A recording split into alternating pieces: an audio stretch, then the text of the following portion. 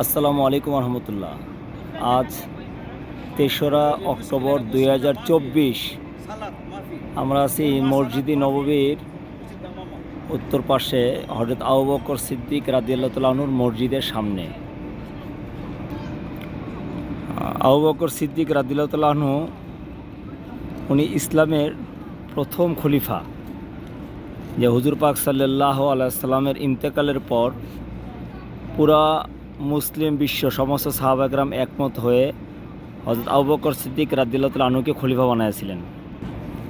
আবু বকর সিদ্দিক রাদিয়াল্লাহু তাআলা খলিফা থাকাকালীন অবস্থায় এখানে উনি ঈদের নামাজ পড়তেন। এর জন্য এই মসজিদের নাম মসজিদ আবু বকর। অন্যান্য নামাজ উনি পড়ছেন, বিশেষ করে ঈদের নামাজ উনি এখানে পড়ছেন, যেটা মসজিদে গামামার পাশেই অবস্থিত।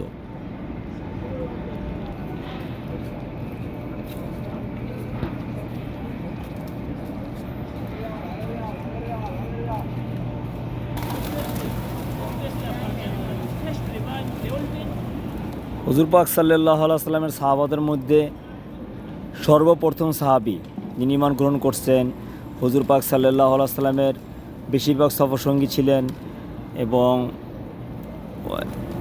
হুজুর পাক সাল্লাল্লাহু আলাইহি সাল্লামের হিজরতের সঙ্গী ছিলেন। এই মক্কা থেকে মদিনায় হিজরতে উনি আসছেন ওনার সাথে।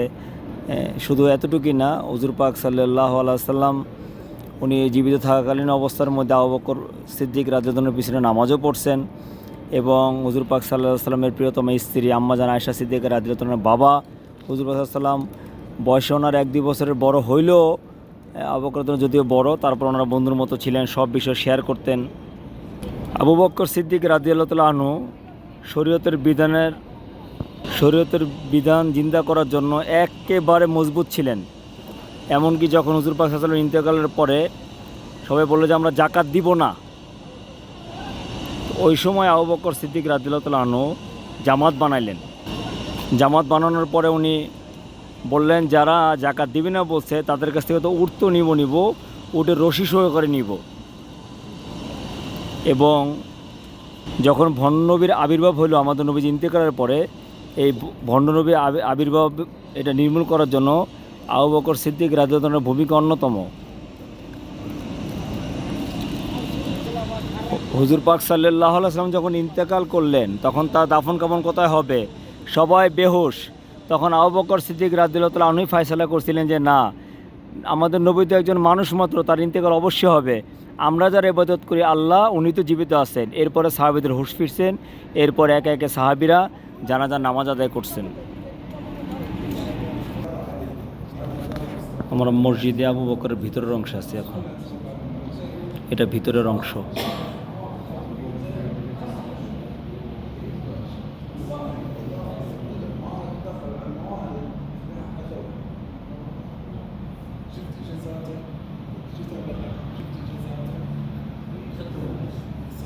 এক গম্বুজওয়ালা মসজিদ, এখানেই নামাজ পড়েছেন হযরত আবু বকর সিদ্দিক রাদিয়াল্লাহু তাআলা আনহু।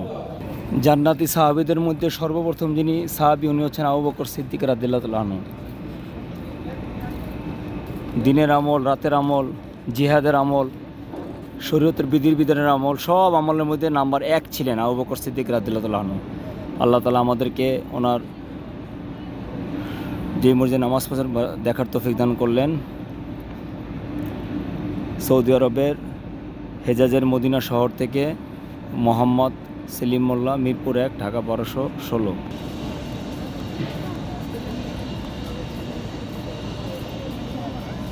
ফি আমানিল্লাহ।